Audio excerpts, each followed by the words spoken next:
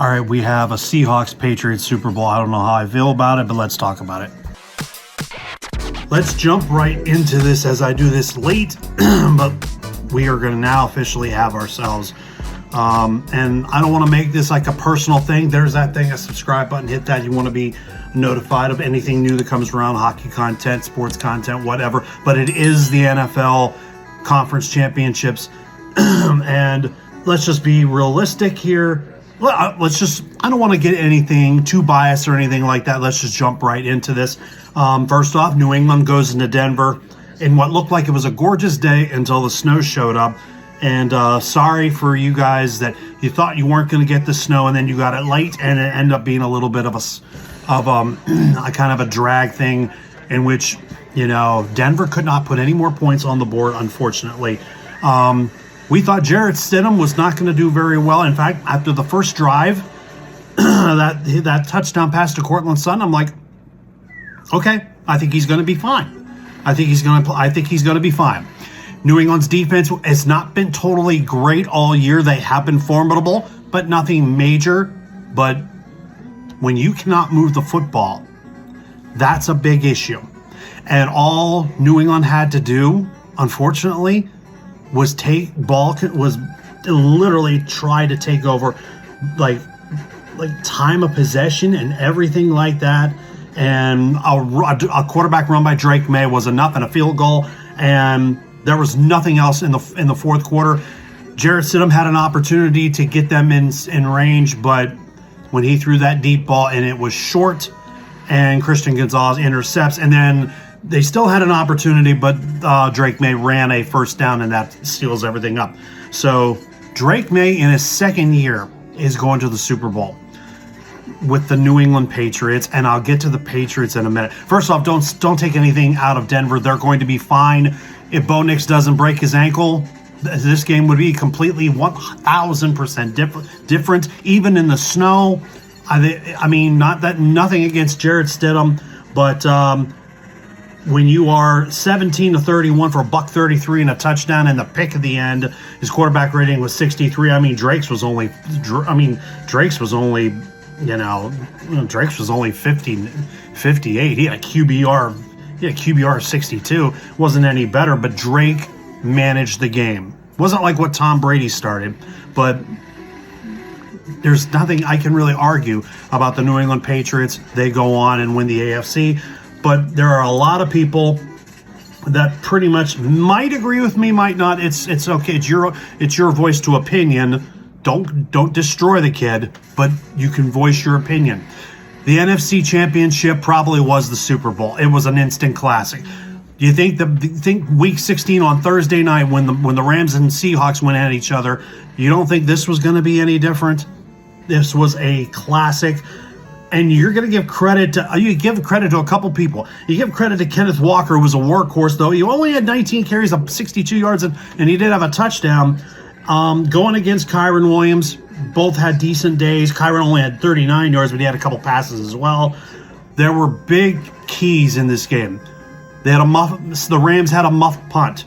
The Seahawks had a stupid, unsportsmanlike conduct call that the very following play was Matt Stafford to Puka Nacua, and that could have changed everything. But you give credit where credit is due to the Seahawks defense, who stopped them on fourth down.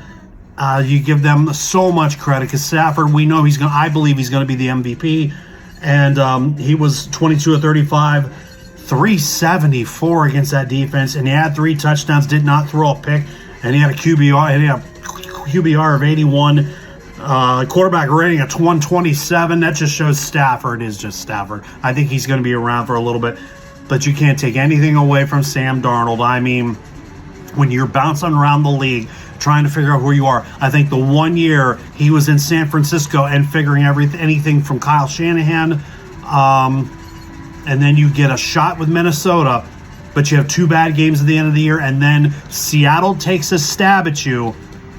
And Seattle, they give up DK Metcalf and a handful of others, and they draft well. That's one thing about Seattle. They draft very, very well.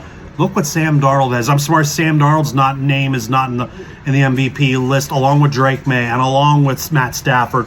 25 of 36 for 346. 3 touchdowns, had a QBR of 80, almost 83. And he also had a rating of 127. Sam Darnold, I mean, I watched this guy play in the Rose Bowl against Penn State when he was at USC. Ice in his veins. He didn't give a rip. He's not necessarily a gunslinger, but he's just that knowledgeable and that much of a, not necessarily a rebel, not a Brett Favre, but when he's ready to play, give Sam Darnold the credit. And the funny thing about Sam Darnold, and this is a little bit of I just found this out. I had to double check and look this up. That 2018 class of quarterbacks, that included Josh Allen, Lamar Jackson. Sam Darnold's the only one out of that class now to have gone to a Super Bowl. Interesting enough. I almost have to double check and double take that entire thing. That draft class also had Baker Mayfield in it as well. I have to double check if it had Lamar in it or not. I really have to double check. But in all reality, we are going to have ourselves, it's going to be, quite honestly, I have to double check and look at all, I actually am going to do this as I do this video. Baker Mayfield, Sam Darnold, Josh Allen, Josh Rosen was in that draft class. Lamar and Mason Rudolph was in this draft class. Go figure. And then I see a couple oddball people like Tanner Lee, Luke Falk, Mike White. That's the 2018 quarterback draft class. And Sam Darnold is the only one out of that draft class that's going to be in a Super Bowl. Amazing story about him, and I don't want to hear this about, well, he was with the Jets, and anybody that leaves the Jets finds instant success, and they find it later on. A lot of people are playing for the Jets, and then they leave, they get traded because the Jets ownership is, Jets ownership and front office is very sus right now. Sorry, Gen Z, I'm borrowing your term, but as I look at this now, and then I have to process everything in here. I don't want to get into the bias part of this entire thing. We're getting the Seahawks Patriots for the second time in a Super Bowl. It'll be in Santa Clara. Seattle will have a semi-home field. They'll just bring people down from Seattle, Washington, and New England doesn't care. Brady and Belichick didn't care. They went anywhere they could, and they won Super Bowls. Even the 2 times they lost, they brought the house. They brought whatever. Heck, Brady in a losing effort against the Eagles threw 505 yards in a shootout with Nick Foles. So, but here's the one thing I'll get onto this. I will make my prediction down the road when we put this video up. But let's just be realistic. Seattle is now going to its 4th Super Bowl. They're 1-2 in Super Bowls.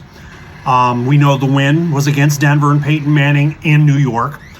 And Russell Wilson has a ring, and then he went to another one, and they lost that one where Russell Wilson should have just let Marshawn Lynch hand the ball off to him, and they would have won it, but they threw that pass, and it got picked off.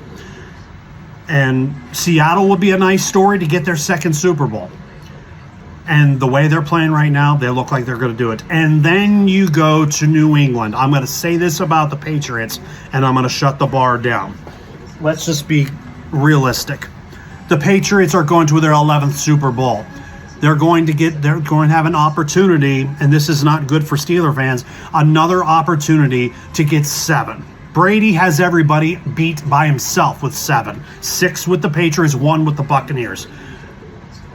Most of us, a majority of this country, wanted some freshness, some, not necessarily parity, but some freshness in the Super Bowl with no Patrick Mahomes, no Kansas City, anywhere to be found. We get New England. We get what was at one time the evil empire has an opportunity to win their 7th with Drake May. And you can't argue. This is a different New England team. They did not have it was not a strong schedule. They destroyed a beat-up Chargers team and then beat the Texans when C.J. Stroud fell off a cliff. So, and Denver, bad weather. They didn't play well enough, put 10 points on the board, and the second half was snowing.